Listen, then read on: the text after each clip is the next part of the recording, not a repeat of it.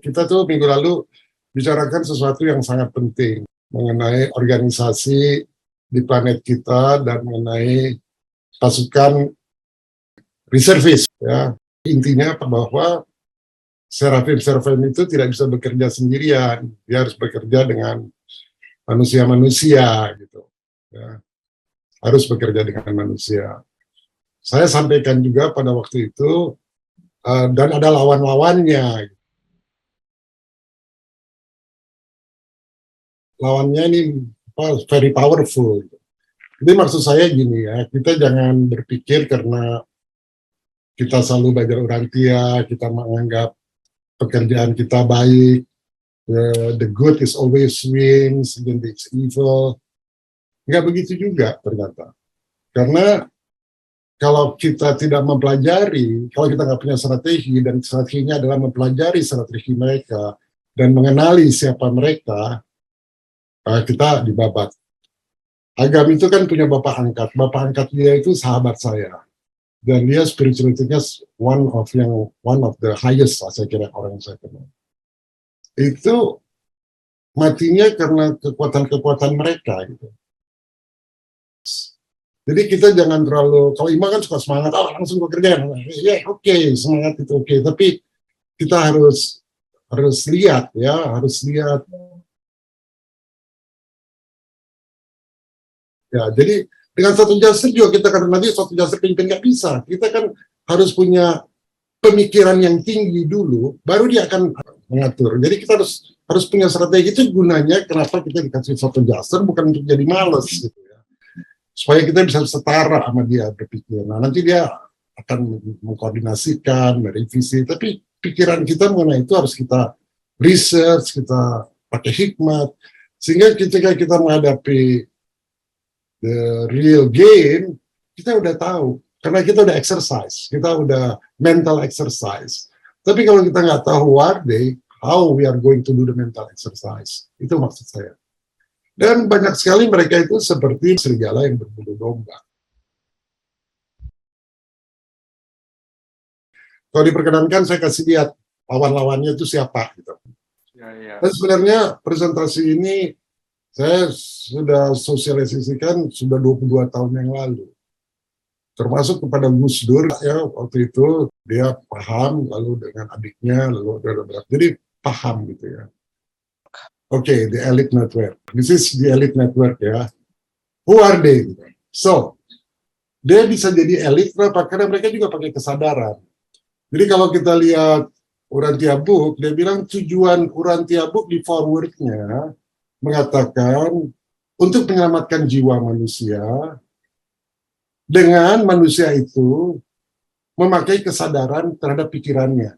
Jadi kita berpikir juga harus sadar, harus aware. Nah, The Elite Network juga melakukan itu. Dan mereka rata-rata kesadarannya tinggi. Yang kesadaran tinggi, mereka lihat intellectuals, dia punya karir yang bagus, mereka punya bisnis yang bagus, dan akhirnya mereka menyusup ke pemerintahan, ke percetakan buku, ke akademi, ke institusi agama, and so ya. So, dia yang disebut the global elite. Tapi disebut the black nobility. Nobility kan yang agung, yang mulia, tapi disebutnya the black. Nah, mereka punya komite, namanya Komite 300, dan umumnya orang mengatakan ada juga grup yang lain namanya Illuminati ya. Tapi banyak pangeran di situ, banyak raja-raja yang kayak di Italia itu banyak sekali black nobility ya. Nah, lalu di bawah mereka punya organization namanya The Freemason. Pernah dengar ya, Freemason? Ya. Pernah dengar. Ya.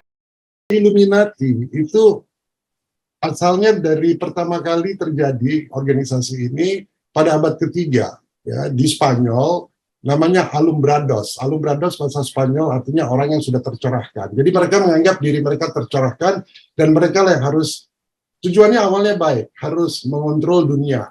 Mereka tidak tahu bahwa ada serafim, dewan planet yang ada di situ. Jadi mereka jalan sendiri. Gitu. Lalu ada namanya The Knight of Malta and other Knight Societies. Banyak Knight itu apa ya? Nobleman ya, kayak pangeran, ya, raja-raja kecil ya, society. Di Amerika ada namanya Skull and Bone Society. Banyak presiden-presiden Amerika yang join dengan Skull and Bone Society ini. Clinton termasuk ini di sini, join di sini. Dan ada secret societies yang lainnya.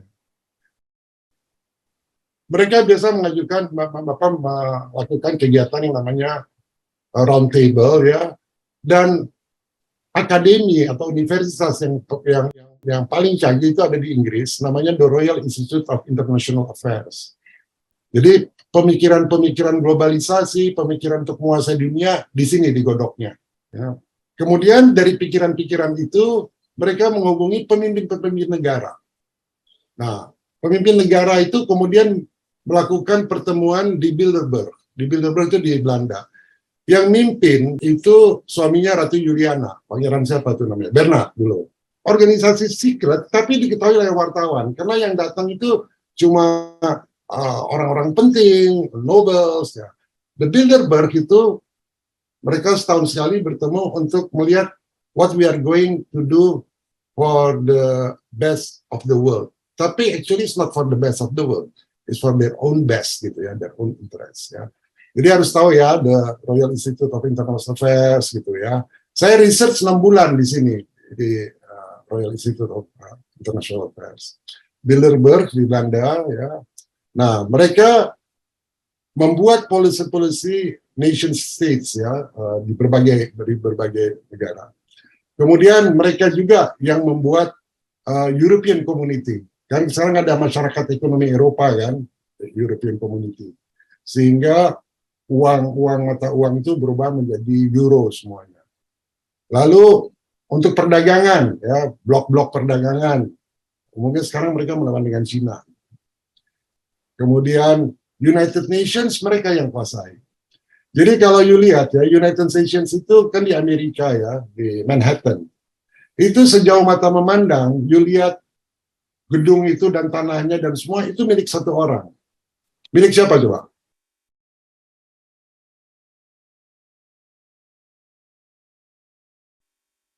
Kemudian mereka menguasai media. Nah, United Nations ini adalah bonekanya Amerika, ya. Makanya mereka bisa nge-veto and so on. Oleh karena itu, Pak Yusuf mengatakan bagaimana kita menyerahkan sovereignty bangsa kalau mereka itu buaya semua, gitu kan, Pak. Nah ini, ya, tapi atas nama United Nations, bagus kan namanya, media, ya. Nah, lalu mereka melakukan bisnis, drugs, dan umumnya arm trade. Oleh karena itu perang itu selalu dibikin karena they make money from them. Ya. And bisnis mereka mengontrol religion. Banyak beasiswa, Pandu kan anaknya mau dapat beasiswa. Nah, beasiswa itu adalah teknik membrainwash supaya kita dicekokin selama 4 tahun sekolah dengan pikiran-pikiran ekonomi, sosial, politik ala mereka. Ya. Misalnya Menteri Pendidikan sekarang siapa namanya? Bapaknya dia itu Nono. Dulu dia itu aktivis against sekali sama pemerintah Indonesia. Terus satu waktu dia didatangin sama militer, ya, dari Departemen Penerangan, bagian militer, mengatakan, kamu ini cerdas, ya, mau nggak kamu saya kasih beasiswa? Oh, beasiswa? Nah, bayangin dia masih mahasiswa kan? Kemana? Ke Harvard. Siapa yang nggak senang ditaruhin Harvard? Tanpa tes loh. Nah, dia sekolah di situ, dia belajar paham-paham ekonomi, politik, hukum, and so on, sehingga dia terbrainwash menjadi internationalism. Nah, sama dengan ekonomi kita, ada Mafia Berkeley, menteri-menteri kita. Mereka belajar prinsip-prinsip ekonomi di situ, jadi kalau gitu pinjam uang dari negara lain nggak apa-apa, ya, berhutang nggak apa-apa. Jadi, nah kemudian mereka jadi pimpinan-pimpinan di negaranya, jadi ketua Bappenas, and so on. Nah, mereka deal lah sama mereka juga. Jadi cara mereka menterkooptasi bangsa itu dengan memberikan education, memberikan beasiswa. Jadi strategi kita ikut aja beasiswa dia, tapi kita harus cerdik memfilter, gitu ya, tahu strategi mereka. Nah, banking business mereka yang kuasai, politics mereka yang kuasai, intelligence agency, bayangin, CIA mereka yang kuasai, lalu elit-elit di militer. Bisa kelihatan ya ini? Sini. Ya.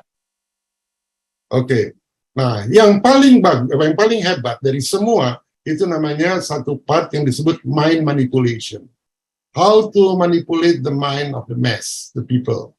Sehingga kita pun merasa, oh iya ya benar ya, oh iya bagus ya, oh iya kita support. Ini ya, ini yang paling kita di Urantia belajar bagaimana mengerti mind manipulation. Oleh karena itu, dalam salah satu diskusi saya pernah bilang saya lakukan confusion method, ingat nggak? Yang benar saya bisa bikin salah, yang salah saya bisa bikin benar. Itu teknik-teknik dari mereka tuh. Ya, how to do that. Sampai di sini, apa ini nggak? Mengikuti nggak? Ya. Kalau kita mau menghadapi mereka, kita harus mengerti semua sedikit-sedikit, tapi terutama yang harus kita mengerti ini adalah mind manipulation.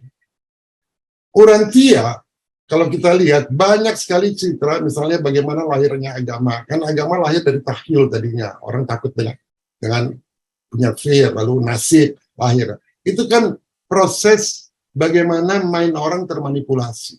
Kalau kita lihat munculnya Brahmanism, dari yang bagus jadi jelek sekali gitu ya, lalu seperti kita Dalai Lama. Kalau kita lihat Dalai Lama, kesan kita gimana?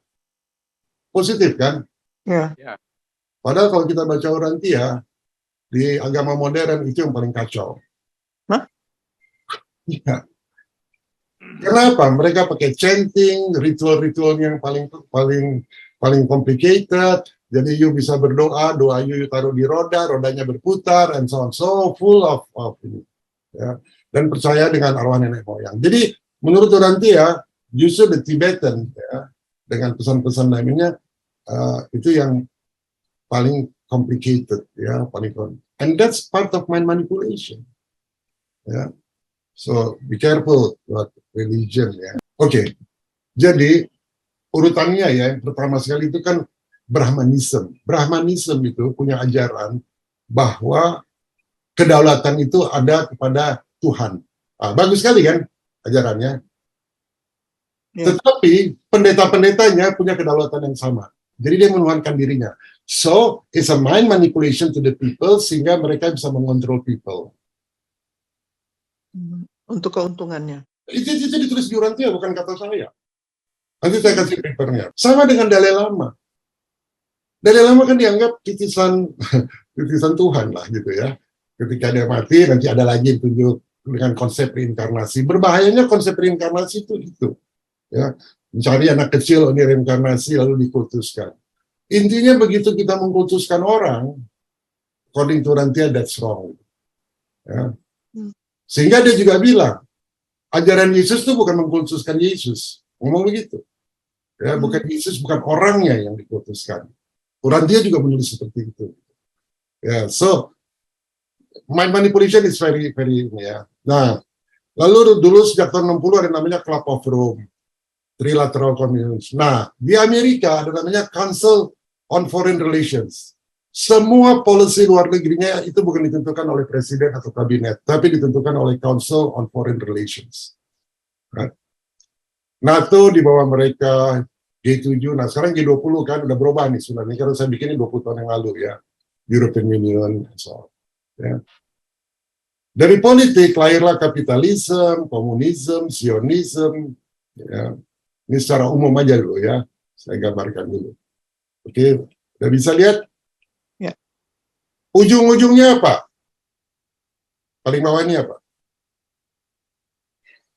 Ujung-ujungnya menguasai human race. Ya. Mengontrol. Dikontrol dengan ini semua. Ya, banking business, media, military, United Nations, World Health Organization. Coba kita lihat waktu COVID. Polisinya kan ke WHO, betul nggak? Ya. Begitu kita punya ini sendiri nggak boleh. Kata WHO begini, ya, walaupun salah. Kan dan berkali-kali salah kan, Grace, waktu COVID kemarin. Iya. Tapi all people in the world ikut. Artinya apa? Terkontrol kan. Mereka yang mengontrol. Mereka yang punya authority. Tapi dengan atas nama World Health Organization, they must be good dong. Kan kira-kira pikiran gitu. Karena mereka adalah UNESCO, Education and Science, they must be good dong. Kira-kira kan begitu.